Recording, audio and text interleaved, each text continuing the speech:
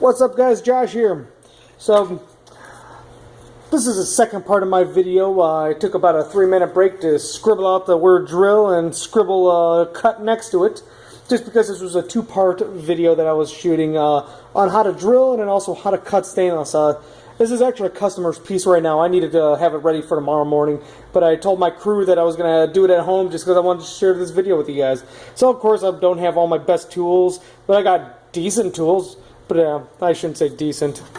Professional Harbor Freight, that's a joke. But you know what? I think it was like 20 bucks, so I'm not complaining. It was cheap. It's a freebie practically.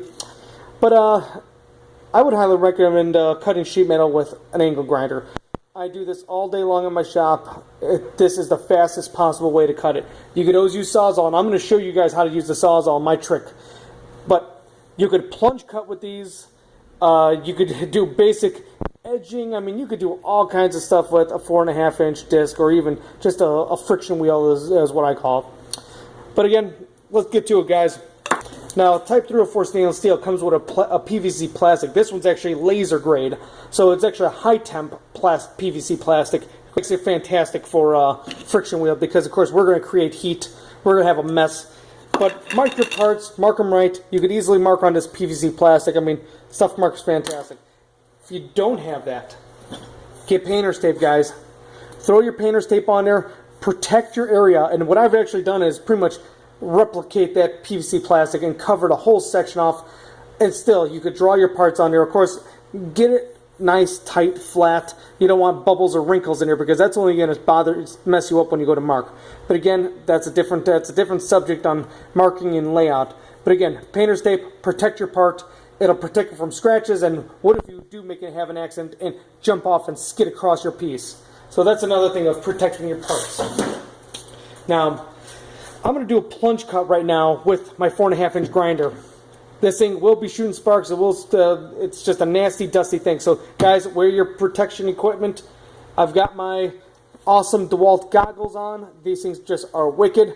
Protects pretty much all your eyes. And it sure beats the crap out of these. These things are just garbage, right? Be careful where this thing's throwing sparks. This does run counterclockwise. Or clockwise, counterclockwise. Depends on which way you're looking at it. But, turns this way. You're on proof. There you go. Alright. Now, when you're going to plunge, obviously this thing is pulling one way or pushing the other way. So I always like it to where if I'm cutting, if this thing bites, I want it to pull away from me. Of which way this thing is biting. If you're in this case, sparks will be shooting toward me. But you know what? I'd rather the sparks shoot toward me rather than this thing bite and shoot into my belly or, God forbid, hit you in the crotch. So guys, be careful. Now what I'm going to do is also, instead of starting down here and working my way back, I want this thing to, I'm going to start down at the bottom and push forward, allowing this thing to kind of walk its way and pull away from me. Again, careful and be mindful of your sparks.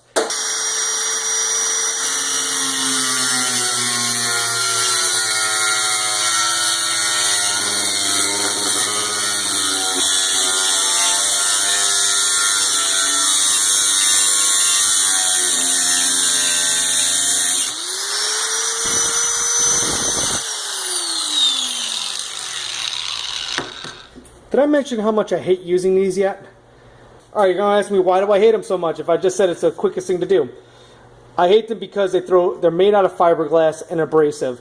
So this stuff is just some nasty stuff. As it's destroying itself, wearing itself down, it's throwing fiberglass dust, it's throwing abrasive powder everywhere. I mean, it's just nasty crap. And if you're hot and sweaty, this is the last thing you ever want to have be covered in. Again, and you don't want to breathe this stuff. So guys, please be careful. Please have ventilation. Right now, I have a fan on me blowing fresh air to me and blowing all this stuff away from me. So again, be careful and be very, very careful. Safety. Now, I'm a fan of Sawzalls, not because they're quick, but because they don't shoot freaking sparks at me. Now, my technique for being able to plunge into sheet metal with a Sawzall is to drill a series of holes. Now, hit a series of holes, you then will be able to come in at obviously at a tipped angle and start plunging into this. What I'm going to do right here is I got myself a very fine blade, This is, I want to say, what is it, 14 to 18 teeth per inch, depending, just because it's a variable tooth blade. You want to go fine, but I'm actually going to reverse this thing in my chuck so I could get at a better plunge cut.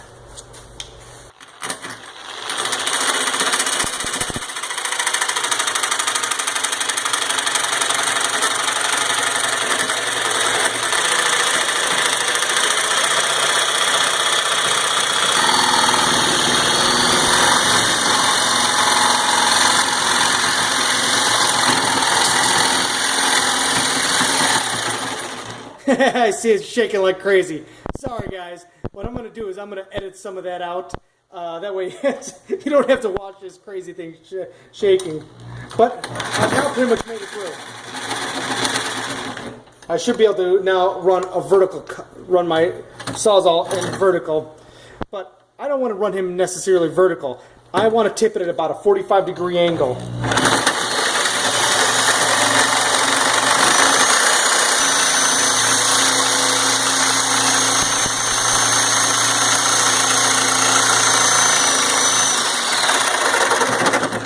And that's, again, that's my trick, guys. If you don't want to cut with a friction wheel and use a Sawzall for this, that's the only way you're going to be doing it. But you got to be careful, and I would highly recommend going with a quality blade. Buy a good blade. Don't cheap out. Guys, thank you very much for watching. If this was helpful, please give me a thumbs up. Please don't forget to subscribe. Appreciate it, guys.